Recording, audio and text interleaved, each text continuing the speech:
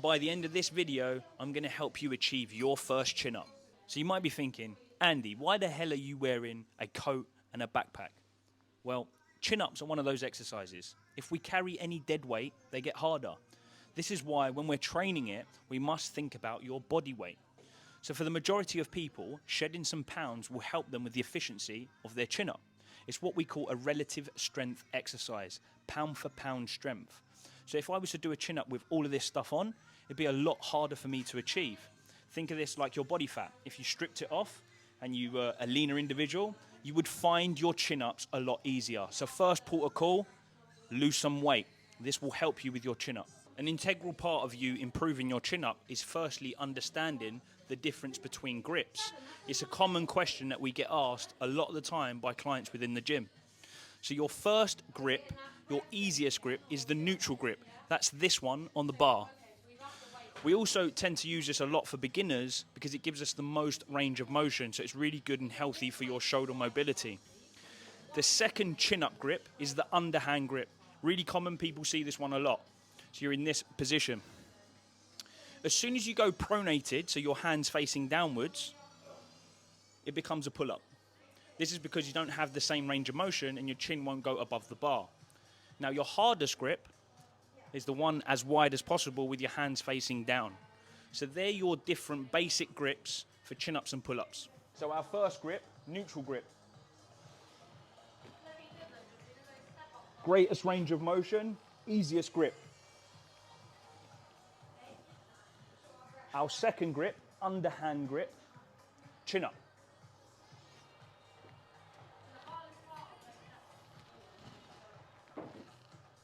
We then move to pull-ups, where you have your hands pronated, facing downwards. Shoulder width apart. As you can see, I don't get as much range of motion, hence it's a pull-up, not a chin-up. And then your hardest grip is the widest one, again a pull-up, hands facing downwards.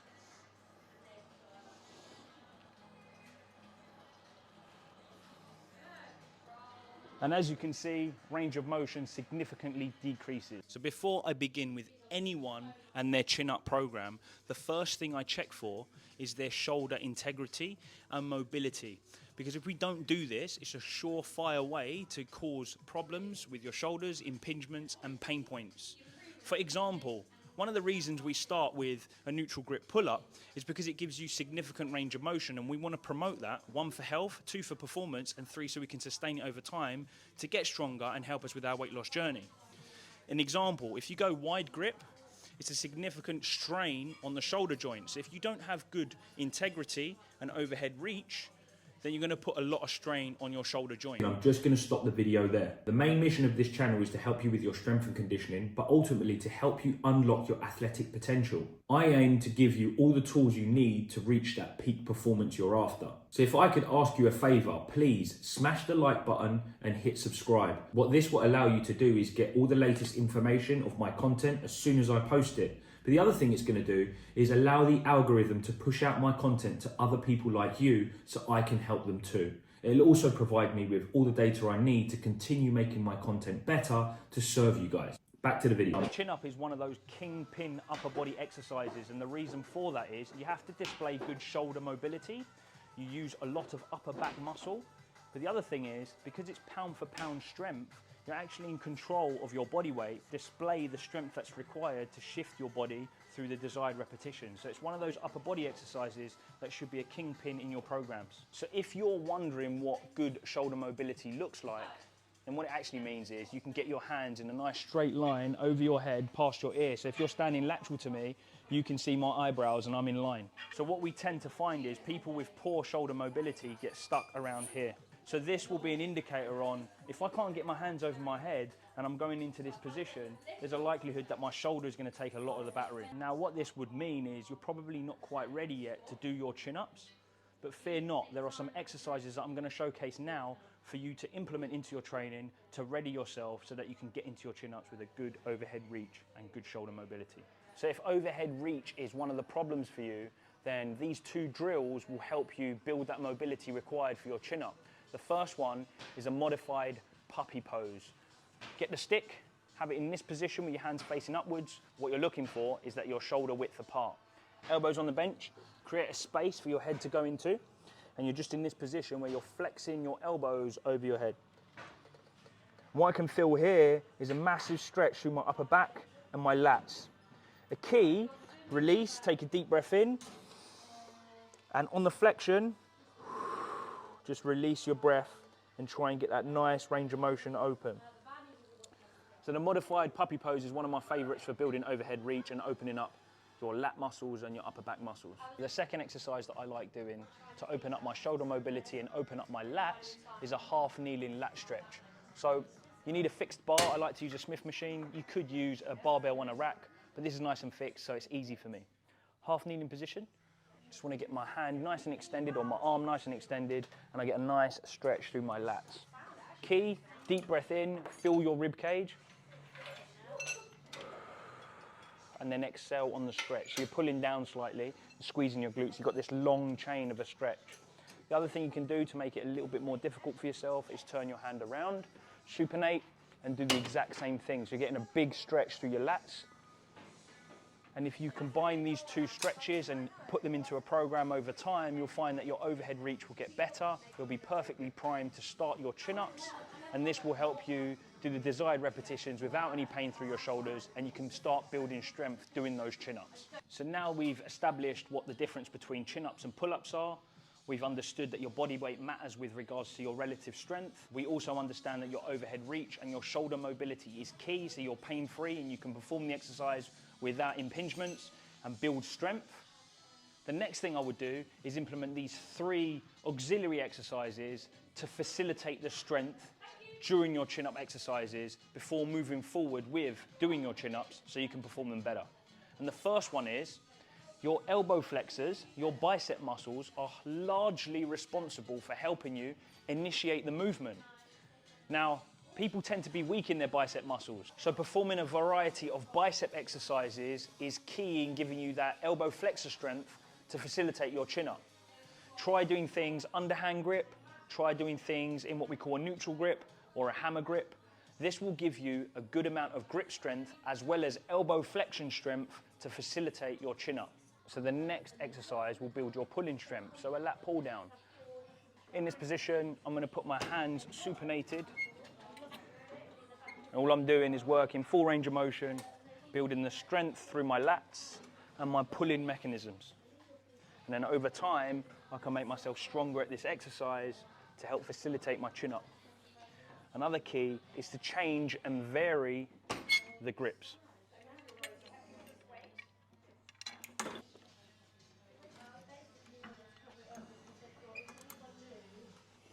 So similar again in this neutral grip, and now I'm pulling. So incorporate bicep exercises, incorporate pull-down exercises, and these will go a long way in helping to facilitate the strength or the base strength needed to help you with your chin-ups. So we've established that your body weight plays an integral part in your ability to perform an efficient chin-up. Remember, if you're 80 kilos, then you must have about 80 kilos of strength to pull yourself up. The second thing is, if you're 130 kilos, then that requirement goes up and it gets a lot harder to perform your chin-up. So working on your body composition, your body weight is a key part of you performing efficient chin-ups.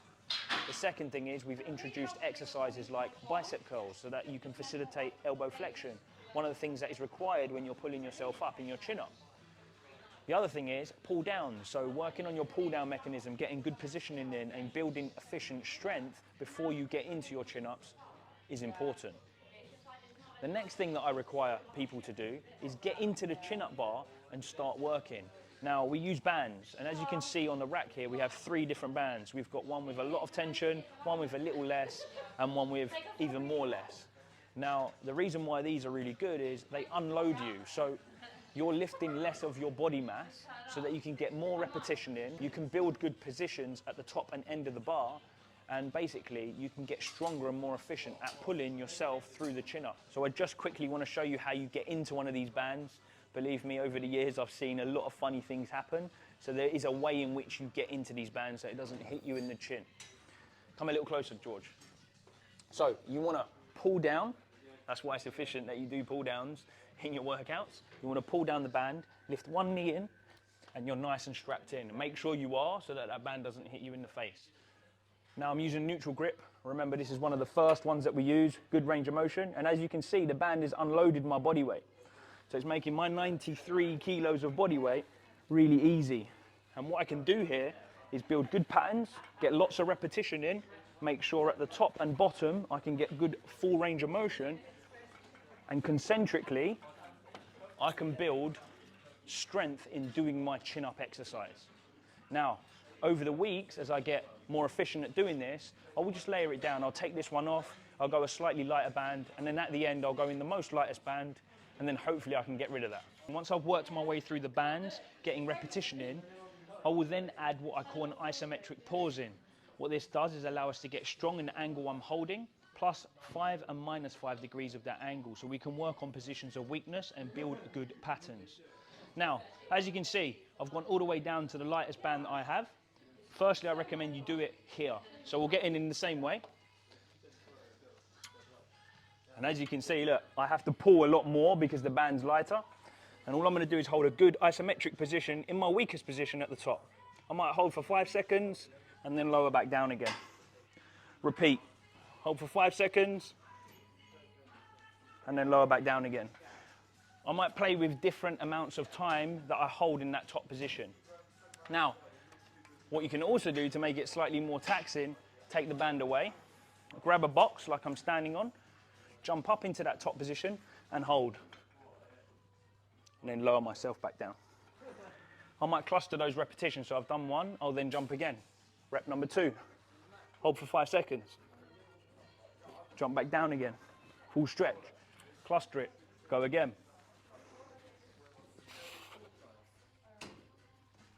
This way, I repeat lots of repetitions with good quality, but I spend more time in that top position where we're most likely going to be the weakest and hold bad patterns. So this is the next phase of your chin-up. The final phase of your chin-ups is the most grueling, the most taxing. You're now able to get up there, hold yourself without a band. You can hold that isometric. So the next thing we're going to introduce is an eccentric. So it's the most grueling. It's going to make you the most shaky, but it's also going to make you the strongest. So all I would like you to do is jump on the box, jump to the top position, and you will come down at different levels of eccentric timing. So for example, we might begin with 10 seconds. I might just do the 1 repetition. So I'm up there, and I'm going to count 10, 9, 8, 7, 6, 5, 4, 3, 2, 1. I'll work that full range of motion, I'll work my eccentrics, I'll recruit more muscle fibers, I will get stronger. I might just do the 1 repetition with the 10-second eccentric descent, and I'll just build sets and repetitions of that. What you'll find over time is that your strength will get better. They say if you can lower yourself in 30 seconds, you can do 1 chin-up going up. So now I can do my chin-up, box comes away, I start with a dead hang, and I should be able to pull myself up into the chin-up position and nice controls on the way down. We're looking at anywhere between 3 and 4 seconds. So if you follow these processes, you'll find that you'll be more efficient when doing your chin-ups. The likelihood is you'll get to do a chin-up in quite a quick period of time. Recommended within 12 weeks, you should be able to do your first chin-up. I also recommend that you get a minimum of 30 repetitions of your chin-ups over the spread of the week. If you do this, you'll keep consistent, you'll build strength, and you'll soon start adding weight to your chin-ups and progressing them onwards. So to conclude, body composition matters when we think about the efficiency of your chin-up. Your shoulder mobility and your lat integrity is important so you don't hurt yourself. You need to build strength in what we call your synergizing muscles, so your elbow flexors, your biceps, your upper back muscles, your lat pulling exercise muscles. You should then be working on the skill and the strength of the output of your chin-ups. We've spoken about using bands so you can get good amount of repetitions, unloading your body weight whilst you practice. We've spoken about using isometrics to get strong in positions of weakness. And we've used eccentrics to accelerate our strength. From there, we work on our chin-up in a good fashion, full range of motion. One of the biggest keys that we see people make mistakes with is actually doing chin-ups with small ranges of motions and not actually finishing a rep or completing a full rep. If you follow these processes, within a 12-week period, you should be able to do your first chin-up. I'll be keen to hear. Drop us a comment. Let me know when you've achieved your first chin-up. I'll congratulate. And if you get stuck, also drop us a comment. This is where we can come in and coach and help you. And as always, if you've got this far, thanks for your time. Subscribe, like, and share. See you on the next one.